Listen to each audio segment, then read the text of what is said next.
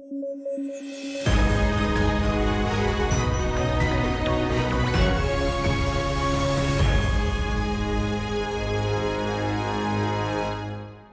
News at 9 programme में आपका स्वागत है। मैं हूं अमृत उपाध्याय। आइए जल्दी से देखें आज के हेडलाइंस। संसद में पेश हुआ वन नेशन वन इलेक्शन के लिए बिल, जेपीसी को सौंपा गया विधेयक, विपक्ष ने बताया गैर संघीय। एनटीए में होगा बदलाव, ऑनलाइन एग्जाम्स को बढ़ावा देगी सरकार, सोसाइटी के तौर पर रजिस्टर्ड है एनटीए। और दुनिया की नवीकरणीय ऊर्जा राजधानी बनने की राह पर भारत, नवीकरणीय ऊर्जा उत्पादन में आई तेजी, 2025-26 में होगी 50 नए सोलर पार्क्स की स्थापना। आइए शुरू करें। एक देश एक चुनाव की अवधारणा बहुत जल्द लागू होने वाली है। दरअसल कानून मंत्री अर्जुन राम मेघवाल ने लोकसभा में 129वां संविधान संशोधन विधेयक लोकसभा में पेश किया है। इसके बाद विधेयक को संयुक्त संसदीय समिति यानी जेपीसी को भेज दिया गया है। विपक्षी दलों द्वारा बिल को गैर संघीय बताया जा रहा है। विपक्ष के मुताबिक ये बिल संविधान के मूलभूत ढांचे के सिद्धांत का भी उल्लंघन करता है। एक देश एक चुनाव की अवधारणा से मतलब है कि देश भर में लोकसभा, सभी राज्य की विधानसभाओं और शहरी तथा ग्रामीण स्थानीय निकायों यानी नगरपालिकाओं और पंचायतों के चुनाव एक ही समय में कराना। 129वें संविधान संशोधन विधेयक में अनुच्छेद 82A को संविधान में जोड़ने की बात कही गई है। अनुच्छेद 82A में लोकसभा और सभी राज्य विधानसभाओं में एक साथ चुनाव कराने के प्रावधान की बात कही गई है। इसके अलावा अनुच्छेद 83 में नए प्रावधान जोड़े जाने का प्रस्ताव है। अनुच्छेद 83 संसद के दोनों सदनों के कार्यकाल से संबंधित है। अभी तक अनुच्छेद 83 में 2 ही क्लॉज थे। 83(1) में राज्यसभा के कार्यकाल का प्रावधान है तो 83(2) में लोकसभा के कार्यकाल का। नए विधेयक के जरिए इसमें कुछ नए प्रावधान जोड़े जाएंगे। इसके अलावा अनुच्छेद 172 में भी संशोधन किए जाने का प्रस्ताव है। अनुच्छेद 172 राज्य की विधानसभाओं के कार्यकाल से संबंधित है। वहीं अनुच्छेद 327 में कुछ नए शब्द जोड़े जाने का प्रावधान किया गया है। इसमें डिलिमिटेशन ऑफ कॉन्स्टिट्यूएंसीज के बाद कंडक्ट ऑफ साइमल्टेनियस इलेक्शंस को जोड़ा जाएगा। अनुच्छेद 327 संसद के दोनों सदनों और राज्य विधानमंडलों के चुनावों को लेकर प्रावधान बनाने की शक्तियों से संबंधित है। देखिए, एक देश एक चुनाव का मुद्दा वर्तमान सरकार के मैनिफेस्टो में 2014 से है। लंबे वक्त से सरकार इस अवधारणा को हकीकत में बदलने की कोशिश कर रही है। इसके लिए सितंबर 2023 में सरकार ने पूर्व राष्ट्रपति रामनाथ कोविंद की अध्यक्षता में एक पैनल गठित किया था। पैनल में पूर्व राष्ट्रपति रामनाथ कोविंद के अलावा गृह मंत्री अमित शाह, राज्यसभा में लीडर ऑफ ऑपोजिशन रहे गुलाम नबी आजाद, वित्त आयोग के पूर्व अध्यक्ष एनके सिंह, लोकसभा के पूर्व सेक्रेटरी जनरल सुभाष कश्यप और सीनियर एडवोकेट हरीश साल्वे शामिल थे। कानून मंत्री अर्जुन राम मेघवाल इसमें विशेष अतिथि सदस्य के तौर पर शामिल हुए थे। इस पैनल ने अपनी रिपोर्ट मार्च 2024 में सौंपी है। सितंबर 2024 में यूनियन कैबिनेट ने इस पैनल की सिफारिशों को हरी झंडी दे दी थी। इस पैनल के मुताबिक एक साथ चुनाव कराने के लिए फेज्ड अप्रोच अपनाई जा सकती है। मतलब ये कि लोकसभा और विधानसभा के चुनाव एक साथ कराए जा सकते हैं। वहीं 100 दिनों के भीतर स्थानीय निकायों के चुनाव कराए जा सकते हैं। वहीं सरकार गिरने के केस में बचे हुए कार्यकाल के लिए फिर से चुनाव कराने की सिफारिश की गई है।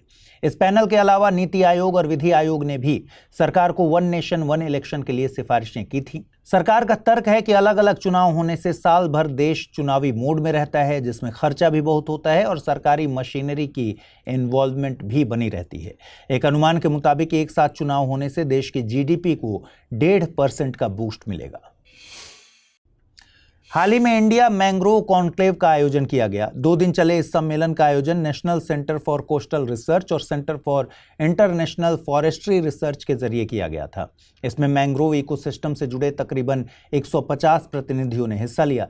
इस मौके पर MS स्वामीनाथन फाउंडेशन की चेयरपर्सन सौम्या स्वामीनाथन ने कहा कि मैंग्रोव को अलग थलग करके नहीं देखा जाना चाहिए।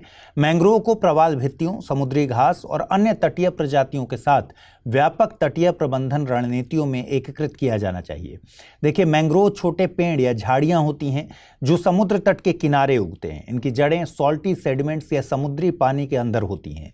ये एक्सट्रीम वेदर कंडीशंस यानी चरम मौसम की स्थिति में सर्वाइव कर सकते हैं। इन्हें कम ऑक्सीजन स्तर की ज़रूरत होती है, लेकिन ये निम्न तापमान पर सर्वाइव नहीं कर सकते। इसलिए आमतौर पर उष्णकटिबंधीय क्षेत्रों में ये पाए जाते हैं। ये कोस्टल डिफेंस में भी अहम भूमिका निभाते हैं। दरअसल इनकी व्यापक तौर पर फैली जड़ें समुद्री तूफानों और ज्वार भाटा के दौरान उखड़ती नहीं है। मैंग्रोव वृक्ष की प्राकृतिक मौत के बाद ये कार्बन को मिट्टी में स्टोर कर देते हैं, जिसे ब्लू कार्बन कहते हैं। मैंग्रोव वन स्थलीय वनों की तुलना में 10 गुना ज्यादा कार्बन स्टोर करने की क्षमता रखते हैं। वहीं जमीनी ट्रॉपिकल रेन फॉरेस्ट यानी उष्णकटिबंधीय वर्षा वनों की तुलना में 400% ज्यादा तेज गति से कार्बन स्टोर करने की क्षमता रखते हैं। वैश्विक स्तर पर मैंग्रोव के संरक्षण के लिए मैंग्रोव अलायंस फॉर क्लाइमेट का गठन किया गया है। भारत भी इसमें शामिल है। भारत में मैंग्रोव कवर का सबसे ज्यादा परसेंटेज पश्चिम बंगाल में पाया जाता है। पश्चिम बंगाल में भारत के 40% मैंग्रोव वन पाए जाते हैं, क्योंकि यहाँ पर दुनिया का सबसे बड़ा मैंग्रोव वन सुंदरबन मौजूद है। इसके अलावा ओडिशा में भितरकनिका मैंग्रोव वन, तमिलनाडु में पिचावरम मैंग्रोव वन, गोवा में चोराव आइलैंड, गल्फ ऑफ कच्छ और केरल के वेम्बनाद कोल वेटलैंड और महाराष्ट्र में ठाणे क्रीक प्रसिद्ध हैं। मैंग्रोव को संरक्षण और बढ़ावा देने के मकसद से यूनियन बजट 2023-24 में mangrove initiative for shore line habitats and tangible incomes MISHTI योजना की घोषणा की गई है। क्या आपके मन में कंफ्यूजन है कि आईएएस प्रिपरेशन को कैसे डेस्टिनेशन तक पहुंचाएं? तो जुड़िए UPSC IAS prelims to interview यानी P2I बैच से, जिसमें आपके हर प्रॉब्लम का सॉल्यूशन है मौजूद। आप गांव में हैं या शहर में, कोई टेंशन नहीं, क्योंकि इस बैच में आपको मिलेंगी 1000+ आवर्स की लाइव ऑनलाइन कक्षाएं। और आपको पढ़ते समय कोई कॉन्सेप्ट समझ नहीं आ रहा तो भी कोई बात नहीं, मेंटोरशिप प्रोग्राम का लाभ उठाइए और अपने मेंटोर से अपनी उलझन का समाधान पाइए। क्या मैं तैयार हूं? यदि इस सवाल का नहीं मिल रहा जवाब तो टेस्ट सीरीज का मिलेगा फायदा। हर एक टेस्ट से तैयार होगा आपकी सफलता का ब्रिज। ऐसे और भी कई फीचर्स हैं इस कोर्स में, जिससे आपको हासिल होगी जीएस में महारत। सो जस्ट गो अहेड, आज ही जुड़िए हमसे, अमृत लाइव कोड का यूज कीजिए और एडमिशन लीजिए, करिए अपने सपने को साकार। केंद्रीय शिक्षा मंत्री धर्मेंद्र प्रधान ने एनटीए यानी नेशनल टेस्टिंग एजेंसी को लेकर एक घोषणा की है। उनके मुताबिक 2025 से एनटीए उच्च शिक्षण संस्थाओं में एडमिशन के लिए होने वाले एंट्रेंस एग्जाम्स को ही आयोजित कराएगी, रिक्रूटमेंट एग्जाम्स को नहीं। 2025 में सरकार एनटीए की रीस्ट्रक्चरिंग करने जा रही है। इसके अलावा सरकार भविष्य में होने वाले एंट्रेंस एग्जाम्स को टेक ड्रिवन और कंप्यूटर बेस्ड बनाने पर जोर दे रही है। सरकार की तरफ से यह घोषणा नीट, यूजी पेपर लीक जैसे मामलों के बाद की गई। देखिए, एनटीए सोसाइटीज रजिस्ट्रेशन एक्ट 1860 के तहत रजिस्टर्ड एक सोसाइटी है। इसका गठन उच्च शिक्षण संस्थानों में प्रवेश के लिए प्रवेश परीक्षा आयोजित करने के लिए एक प्रमुख विशेषज्ञ स्वायत्त संगठन के तौर पर किया गया है। इस संस्था का विजन है कि देश के बेस्ट इंस्टीट्यूशन में सही कैंडिडेट पहुंचे, जिससे देश को डेमोग्राफिक डिविडेंड का लाभ मिल सके। एनटीए द्वारा जेईई मेन, नीट, यूजी, सी मैट, जीपैट और यूजीसी नेट जैसी परीक्षाएं आयोजित कराई जाती हैं। इसका मुख्यालय नई दिल्ली में है। नई दिल्ली में 5वीं CII international energy conference and exhibition IECE का आयोजन किया गया। इस मौके पर केंद्रीय नवीन और नवीकरणीय ऊर्जा मंत्री ने भारत में ऊर्जा क्रांति की बात कही है। साथ ही बताया गया है कि भारत बहुत जल्द दुनिया की नवीकरणीय ऊर्जा राजधानी बनने वाला है। इस मौके पर भारत द्वारा शुरू किए गए इंटरनेशनल सोलर अलायंस को लेकर भी वैश्विक स्तर पर भारत की इस क्षेत्र में बढ़ती भूमिका को बताया गया। भारत ने वर्तमान वित्त वर्ष में अप्रैल से लेकर नवंबर के बीच नवीकरणीय ऊर्जा क्षमता में 15 गीगावाट का इजाफा किया है। ये आंकड़ा पिछले साल की तुलना में दोगुना है। भारत ने 2030 तक गैर जीवाश्म ईंधन से 500 गीगावाट ऊर्जा क्षमता का लक्ष्य रखा है। भारत दुनिया के सबसे ज्यादा कोयला संसाधनों वाले देशों में से एक है। इसके बावजूद भारत का प्रति व्यक्ति उत्सर्जन वैश्विक उत्सर्जन के मुकाबले 1/3 है। भारत G20 देशों में इकलौता ऐसा देश है जिसने 2015 के पेरिस सम्मेलन में कमिट किए गए सतत विकास लक्ष्यों को समय से पहले पूरा कर लिया है। भारत ने 2047 तक विकसित देश बनने का लक्ष्य रखा है। भारत के विकास की अवधारणा पूरी तरह से सतत विकास और ग्रीन ग्रोथ पर आधारित है। भारत 2025-26 तक 38 गीगावाट वाले 50 सोलर पार्क्स की स्थापना के लिए प्रयासरत है। नवीकरणीय ऊर्जा उत्पादन के मामलों में भारत ने वैश्विक स्तर पर तेजी से बढ़त हासिल की है। ग्लोबल इलेक्ट्रिसिटी रिव्यू 2024 की रिपोर्ट के मुताबिक 2023 में वैश्विक स्तर पर सौर ऊर्जा के उत्पादन में चीन पहले, USA दूसरे और भारत तीसरे नंबर पर है। वहीं 2023 में पवन ऊर्जा के उत्पादन के मामले में भारत 5वें स्थान पर है।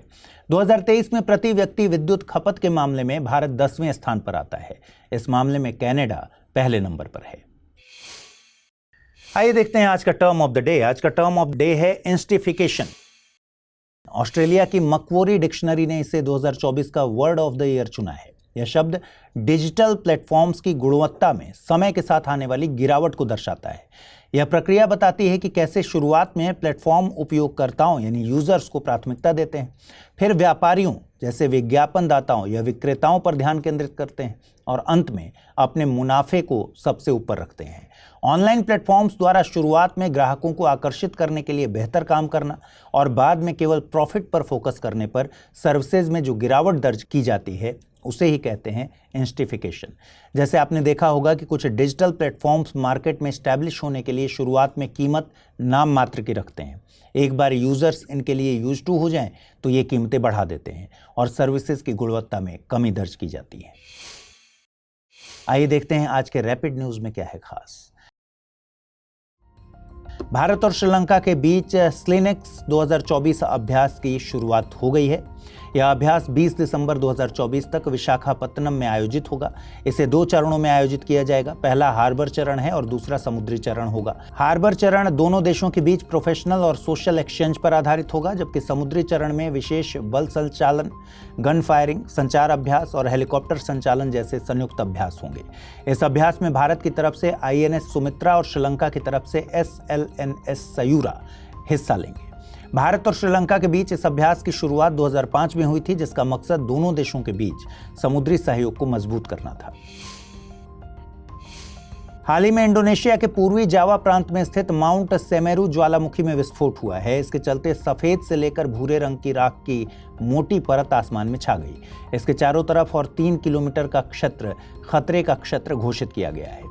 सरकार ने ज्वालामुखी की ढलानों से निकलने वाली नदियों के 500 मीटर के भीतर किसी भी गतिविधि पर रोक लगा दी है। माउंट सेमेरू को द ग्रेट माउंटेन के रूप में जाना जाता है। यह जावा द्वीप के सबसे ऊंचे शिखर और सर्वाधिक सक्रिय ज्वालामुखियों में से एक है।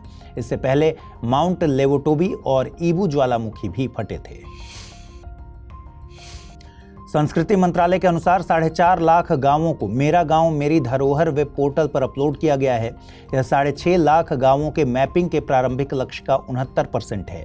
संस्कृति और पर्यटन मंत्री गजेंद्र सिंह शेखावत ने ये जानकारी लोकसभा में दी। आपको बता दें कि national mission on cultural mapping, जिसे इंदिरा गांधी राष्ट्रीय कला केंद्र द्वारा लागू किया गया था, इसका मकसद भारत की सांस्कृतिक धरोहर को संरक्षित और डॉक्यूमेंटेड करना है। वहीं मेरा गांव मेरी धरोहर वेब पोर्टल पर कल्चरल मैपिंग में भौगोलिक, विकासात्मक और कल्चरल प्रोफाइल को शामिल किया गया है, जैसे परंपराएं, विश्वास, रीति रिवाज, ऐतिहासिक रिकॉर्ड, कला रूप, भोजन परंपराएं, कलाकार, मेले, त्योहार और पारंपरिक परिधान इत्यादि। कितने पौधे लगाए हैं यह नहीं, बल्कि उनका कितनी देखभाल से पालन किया गया यह मायने रखता है। यह प्रसिद्ध लाइन पर्यावरण कार्यकर्ता तुलसी गौड़ा जी की थी, जिनका सोमवार शाम 86 वर्ष की आयु में निधन हो गया। वे उत्तर कन्नड़ जिले के होन्नाली गांव की निवासी थी। उनका ताल्लुक हलक्की जनजाति से था। उन्हें कई नामों से जाना जाता है, जैसे वृक्ष माता और पौधों का विश्वकोश इत्यादि। उनके काम के सम्मान में उन्हें 2021 में पद्मश्री से सम्मानित किया गया था और कर्नाटक वन विभाग ने भी उनके उत्कृष्ट काम को मान्यता दी थी। हलक्की जनजाति की बात करें तो इन्हें कर्नाटक की एक स्वदेशी जनजाति माना जाता है, जो मुख्य रूप से उत्तर कन्नड़ जिले और पश्चिमी घाट की तलहटी में निवास करती हैं। कुछ लोग इनका संबंध मासाई मारा समुदाय से भी मानते हैं। जॉर्जिया के एक रेस्टोरेंट में कार्बन मोनोऑक्साइड से 12 लोगों की मौत हो गई, जिनमें 11 भारतीय नागरिक शामिल थे। जॉर्जिया स्थित भारतीय दूतावास ने इसकी जानकारी दी है। कार्बन मोनोऑक्साइड एक गंधहीन, रंगहीन और जहरीली गैस है। इसका प्रभाव तब होता है जब यह शरीर में प्रवेश करके रक्त में हीमोग्लोबिन के साथ जुड़ जाती है, जिससे ऑक्सीजन की सप्लाई कम हो जाती है और शरीर को ऑक्सीजन की कमी होने लगती है। इसके प्रभावों में सिरदर्द, चक्कर, उल्टी, थकावट, बेहोशी और मौत तक हो सकती है। आइए जल्दी से देखते हैं आज की बुलेटिन पर आधारित सवाल क्या है। पहला सवाल, वृक्ष माता और पौधों का विश्वकोश नाम से मशहूर रही पर्यावरणीय कार्यकर्ता तुलसी गौड़ा का हाल ही में निधन हो गया। वे किस जनजाति से संबंधित थी? हलक्की, चेंचू, हक्की पिक्की या फिर टोडा? अगला प्रश्न है, सौर ऊर्जा उत्पादन के मामले में भारत वैश्विक स्तर पर किस नंबर पर आता है? पहला, दूसरा, तीसरा या फिर चौथा? आइए देखें पिछले बुलेटिन मैंने आपसे कौन से सवाल पूछे थे, उनके सही जवाब क्या हैं। पहला सवाल था, उस्ताद जाकिर हुसैन का हाल ही में निधन हो गया। वे किस वाद्य यंत्र से संबंधित थे? शहनाई, तबला, वीणा या फिर सितार? सही जवाब है तबला यानी विकल्प बी। और अगला प्रश्न मैंने पूछा था, हाल ही में किस टाइगर रिजर्व का नाम डॉक्टर विष्णु एस वाकणकर के नाम पर रखा गया? कान्हा, पन्ना, रातापानी या फिर बांदीपुर? सही जवाब है विकल्प सी यानी रातापानी। तो आज इस बुलेटिन में इतना ही। कल रात 9 बजे आपसे फिर से मुलाकात होगी। जल्दी से इस बुलेटिन को लाइक कर दीजिए। अगर आप इस बुलेटिन की पीडीएफ हासिल करना चाहते हैं, अमृत उपाध्याय 007 टेलीग्राम चैनल है जिस पर इसकी पीडीएफ रोजाना मिलती है। आज जो सवाल मैंने पूछे हैं उनके जवाब भी कमेंट सेक्शन में ज़रूर दीजिएगा। नमस्कार।